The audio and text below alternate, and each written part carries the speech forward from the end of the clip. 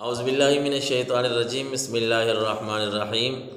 اللہم صلی علی محمد وعلی آل محمد کما صلیت علی ابراہیم وعلی آل ابراہیم انک حمید مجید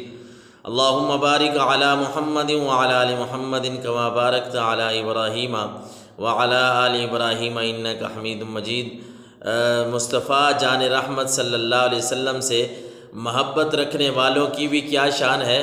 کہ ایک شخص نے، ایک صحابی نے عرض کی، یا رسول اللہ صلی اللہ علیہ وسلم قیامت کب ہوگی، قیامت کب آئے گی؟ تو آپ صلی اللہ علیہ وسلم نے فرمایا تو نے قیامت کے لیے تیاری کیا کر رکھی ہے؟ تو اس نے عرض کی اس کے علاوہ میں نے کوئی تیاری نہیں کی کہ صرف اتنی بات ہے کہ میں اللہ اور اس کے رسول سے محبت کرتا ہوں۔ یا رسول اللہ صلی اللہ علیہ وسلم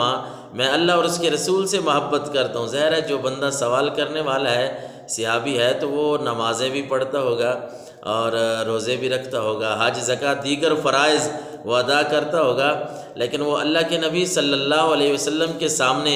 جو قیامت کی تیاری کی بات کر رہا ہے، وہ کہتا ہے حضور میں اللہ اور اس کے رسول سے محبت کرتا ہوں، محبت رکھتا ہوں۔ تو اللہ کے رسول صلی اللہ علیہ وسلم نے فرمایا تو ان کے ساتھ ہے جن سے تو محبت کرتا ہے، تو ان کے ساتھ رہے گا جن سے تو محبت کرتا ہے۔ تو حضرت انس رضی اللہ تعالیٰ عنہ کہتے ہیں کہ اسلام کے بعد مسلمانوں کو جتنی اس کلمہ سے خوشی ہوئی ایسی خوشی میں نے کبھی نہیں دیکھی کہ مسلمانوں نے، صحابہ کرام رضوان اللہ تعالیٰ علیہم اجمعین نے جب خود سرکار دو عالم صلی اللہ علیہ وسلم کے زبان سے یہ کلمہ مبارک، یہ جملہ مبارک سنا کہ صحابی نے عرض کیا یا رسول اللہ میں تو اللہ اور اس کے رسول سے محبت کرتا ہوں، تو یوں سمجھ لیں کہ حضور فرما رہے ہیں تو جس سے محبت کرتا ہے اللہ تجھے اسی کے ساتھ ہی رکھے گا۔ تو صحابہ کرام اس بات سے اتنے خوش ہوئے کہ ہم اللہ اور اس کے رسول سے محبت رکھتے ہیں، تو بندہ اللہ کے نبی فرما رہے ہیں کہ جن سے تجھے محبت ہے